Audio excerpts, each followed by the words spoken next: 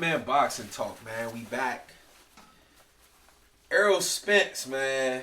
Oh, Errol. The miracle, Errol, the miracle, Spence. truth, Spence, man. Dang. Yes. I'm happy to hear that the young man is good. Hopefully, what we've been hearing is the truth, and he only got some broken teeth, some minor, abrasions or some swelling. No broken bones, nothing that'll keep him, out of the ring. Or away from his family. Away from his family, yeah, fuck the ring, basically. Because shit, that's secondary. Yeah. What you think, Al? No, I mean, like I said, I pray for the man, and I hope him a full recovery. But like I said, hopefully he's able to live his life. I mean, it ain't about boxing right now. It's just about him, getting well. But see, I'm gonna say this. This is the reason why when y'all talk as fans, I talk as the person that understands the business side of things. Because these fighters, we forget that these fighters have regular lives and regular families and families to take care of. And we get it caught up into, I want to see this and I want to see that. But we forget about the business part of things. Let's say Errol Spence wasn't able to come back. That Al Heyman and him helping and doing that stuff underneath the table or behind the scenes, that's why I talk the way that I talk. Because it's not just about, I want to see this. Yeah, but it's a business side. Boxing is a business first. Yeah, agreed. And it is a business first. I mean, you have to do, you have to consider that. I mean, you have fighters in the past who dared to be great. You have a lot of great fighters that, all-time greats that are broke now and can't, rub two dimes together. Right. But they gave us all they had. Mm-hmm. And we as the fans are like, yay, and see, we hold them up in high regard. But when they win. Yeah, when they win. But now that they're retired and they're broke, we looking at them like, damn, that's a shame. Or something like that. You think about it. How many videos you see about Paul Williams? You don't see too many videos. How many videos you see about Adonis Stevenson? Gerald, I heard he coming back. I thought he was up and talking. I saw him throwing punches at the bag, but my thing is, who cares? You know what I'm saying? That's true. At this point, it's like, we want to see this, or we want to see Adonis Stevenson fight Kovalev, but who cares about Adonis Stevenson when he can no longer fight? You know what I'm saying? Like that stuff matters, man. Especially being somebody who has been in the ring. You've been in the ring. You understand what it takes to spar, let alone put on an event. You know, like I said, a lot of people we do a lot of talking, and 90% of the fans that watch boxing don't have a third of a clue what it takes to get in the ring, or what it takes to take a punch, or the swelling that goes on after the fight is over, the getting over the bruises, the bruised ribs, the peeing blood, the coughing up blood. That's what we don't see that as fans. Yeah. We only see the work in the ring. We don't know what these guys go through in training camp. We don't know, like Errol, 110 degrees in the gym. That stuff, them dudes put in work, man. And like I said, I don't blame them for trying to get all that they can. Because like you said, boxing don't have a retirement plan. Exactly. They don't have a healthcare plan after you done boxing. 9 times out of 10, you left hanging out to dry. So I get it. But I'm just happy after Smack because I ain't gonna lie, when I seen that I think I sent it to y'all. When I seen that thing, man, I was like, oh my God, like you immediately think the worst when you see the car like that. Yep, and then he was thrown from it. And to be honest though, I think that might have been the best thing for him. I think I always say everything happens for a reason. And I think a lot of people pointed out the fact that he didn't have a seatbelt on, but maybe it was meant for him not to have a seatbelt on. Because let's say he did and would have got trapped in the car. Did you see the front of the car? Yeah, the front of the car. But you know what though? When I thought the same thing you thought at first. The whole back of the car was just disintegrated. The front of the car was fucked up. But right there in the middle, where, he would have been seated, you know what I'm saying, in the car, it was a little damage, but it wasn't like damage where it would have crushed him or anything like. But so we I don't know how much, how far that front was pushed in. That's true. So it's like, so I mean, the fact that he survived without any major injuries, no broken bones or anything. Yeah. I mean, I have to agree with you that it was meant for him to be thrown clear, put clear of that whole wreckage right there. Because maybe before he got thrown, you know what I'm saying, maybe that next roll could have killed him or something. Never know. And he got thrown clear. And I'm hearing great reports that he's fine, that he's up laughing, talking. And my thing is, shout out to Fred from Barbershop Conversation. I read that in his title. I ain't seen Fred. That's my, Fred, my guy. But I ain't get a chance to watch Fred today. I am gonna get on tonight because I think he go live. But yeah, that's my. I love that nigga. But yeah, I don't like the assuming that people's doing. Oh, what? He was probably drunk. We don't know. You know what I'm saying? Like, what if he? It was 3:00 in the morning. What if he accidentally fell asleep? Like, that's another thing. Like, stop. Yeah. I don't like the assuming. And I don't give a fuck if Errol was drinking. If he fell asleep because he was drinking, I don't give a fuck. The fact is that man survived, and that's all that matters to me. That he's able to, more than boxing. Me as a boxing fan, want him to box again, but able to go back and function with his family. Right. Y'all talking about all this other shit. If he was drinking and he did fall asleep, then damn it, that's a learning lesson. And my thing is, so that's all it is. Yep. So guarantee you that he won't make the same mistake again. So goddamn it, what are y'all worried about it for? Yeah. I mean, I heard people say nasty shit, man. I'm not even gonna repeat. You got something to say? No, I mean, idiots every day. I mean, these people with the clickbait, man. They gonna put out what they can put out to get people to chime in of what they think is important. But no, I mean, the only thing that's important is that this man survived, and that he he's able, like you said, to go home to his family and live a normal life.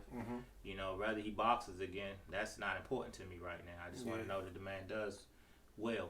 And see, that's the thing. A lot of people are so obsessed with being the first to report something, to get views or whatever the case may be. I know for me, I don't do this for views. I don't give a fuck if we get 2 people to watch this shit. No, we do for it me. For the I love. do it because I love the sport. I love to talk about the sport. I met this guy at work and talked about boxing for almost an hour. We supposed to be working. He introduced me to this guy. We had breakfast and started talking about boxing and just decided to come up with a channel. Yeah. So for me, it ain't about the likes. It ain't about who watch it. It's about me having a chance to vent my love for the sport. And yeah, man, like them guys gotta stop. I get it. That's how you make your money, but I don't like the putting out the false information or hearing something and running with it without making sure that it's the truth. And like I said, that's why it took me a couple days or some time to even get on camera and talk about it, because I wanted to get the full truth before I jumped on camera and started talking about something that I didn't know about. Right. But shit, what we over time? What we got? We got 6 minutes. Well, and shout out to Trill Boxing, because he was. I would say if I listened to anybody, it was him, because I know he's concerned about Errol Spence first, and he's plugged in down there. Yeah, he's closer to him, So yeah, shout out to Trill Boxing. Shout out to all them guys, man. Yeah. Just shout out to everybody who put out the right information, man. If you just putting out stuff to try to get some views, man, stop that stuff, man. But shit, what else we got on it? Somebody said he wanted to fight. He said forget it. He wanted to fight Crawford, right? Yeah. I heard that from Showbiz. Shout out to Showbiz. Shout out to Showbiz. Showbiz saying that they talking. And he's hearing it from reputable sources that they're talking Crawford. But I'm not going to steal your stuff, Showbiz, but that's all we're going to say on that. That's what I heard. So I still think the Danny fight happens first, though. It should. Because even though I don't know, Crawford, man, because if you got any kind of neck injury and Danny hit you with the hook, you ain't lying. Dangerous. That's dangerous. But like you say, he got some bruises on his face and some broken teeth that he gonna get fixed. Yeah, but it's October now. That fight was supposed to be January 25th. He'll be alright by November. He'll get to train for a couple weeks. And you don't think they should push it back at least a month or 2? Maybe a couple weeks. Shit, he don't need but 8 weeks to train. Right. He just came off of a fight. If all reports, like I said, he up and he laughing now. So I mean, like I said, I'm gonna continue to monitor the situation. But I mean, they could push it back a couple of months or something, so he get back and see how he feel. I say, what's this? October 10th? By November 10th, they should be assessing him to see what's going on. All of the bruises, all of the scars should be somewhat close to healed up. He should be feeling somewhere back to normal. November, December, and damn near all of January. It's the end of January. He got time.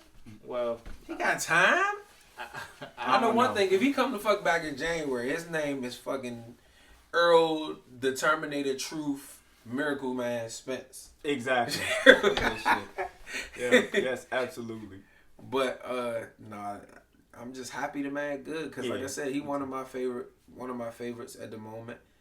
And like I said, when I woke up to it, I had to read it like 3 or 4 times before I sent it because I'm like, you know me, I don't like sending false information. Yeah. I'm like, hold the fuck up. Oh my God, that's all I can say is oh. And it's crazy because I had just seen him getting in that Ferrari on one of those training camp joints. So I'm like, damn. Leave them power cars alone, man. Go get you a Tesla, do the speed limit. I'm telling you, them supercars is for the birds, man. Cause you tempted to test the speed on them joints, bro. You tempted. Man, I ain't gonna tell her what he could drive. I ain't gonna tell him what to drive either, but I'm just saying, like you tempted to test the speed. Exactly. On them joints, just be careful because them things are. But that, you know what? As I said to him, I said, when I saw it, I had to sit back and ask myself, when I was 29, was I doing the same things? And yeah, I think that's just something in us. He had a vintage Corvette that he got from his father, and he pushed it to 120, and he became pussy. He became pussy. He stopped. He was like, oh, I don't know, I'm going to kill myself. He got scared. Yeah, he got scared. But he's here today because maybe, because like I said, I'd have been punching you in your face. You sitting up in the hospital talking about, well, I knew I was having trouble staring at 120, but I ain't pussy. You know what I'm saying? now you broke the hell up. Like I said, that might have been a lesson well needed. Stop the drinking, don't part. You know what I'm saying? Maybe it'll get him to the point where, bro, you never know. If that was the case, yeah, that's if that was the case. You know what I'm saying? But you never know. This probably could have changed the history of what's about to happen. What if he would have been drinking? Let's just say he was drinking and continued the drinking habits and lost to Crawford. What if this changes the history? You know what I'm saying? That's true. Yeah. You never know what this meant or what this changes or what this does for him mentally. I just hope that, because it's easy to have those traumatic experiences when you have a car accident or stuff like that. But hopefully mentally, it makes him stronger. Well, I can say this from the last car accident that I had. The seatbelt did save me because when I got hit, I can tell you, all I saw was the sky. And how many times the car turned over or how high in the air I went, I don't know. How I walked away from it, I don't know. I mean, but where the dude car was, when I climbed out of the car because the door wouldn't open, so I literally had to climb out of the car. I can't tell you how far he was from me, from where my car landed somewhere in the woods. So I climbed out the car, out of the woods, to go back on the road, and had to walk some distance to him. And what I can say is,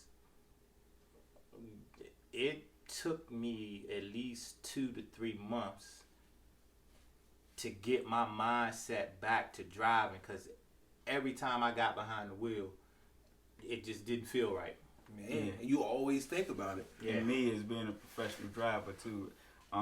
Y'all, it doesn't have to be that he was drinking and fell asleep. He could have just been tired and fell asleep. I was tired. 3 o'clock in the morning. 3 o'clock in the morning. 2 o'clock in the morning. Yeah, and your foot, trust me, you don't necessarily, your foot don't necessarily come up off that damn gas if you pressing it and you fall asleep. It don't just like this come up off it and you slow down. you could hit something and go flipping. So he could have fell asleep. We don't know what happened, but all we are is glad that he is fine. Just glad. Damn, you right on time. Right on time. We out of here, man. I did want to give a shout out to Bud Crawford, man, because he was one of the first people to send his wishes and prayers and stuff. And that just shows you that us as fans, I'm gonna end off with this. Us as fans, sometimes we get fanboyish and in our ways because we like who we like. But this just shows you, man, at the end of the day, boxing is a sport. And as people, we mean more to each other than boxing. Keep that in mind the next time you argue and get mad at somebody because y'all have a disagreement on fighters or whatever the case. At the end of the day, argue, have fun, and then dap it up after that, man. Mm-hmm. Sean Porter as well. Sean Porter did say. I think a lot of people came out. I seen Wilder. A lot of people. Yes. But man, we out, man. That's our time. We out. Cool.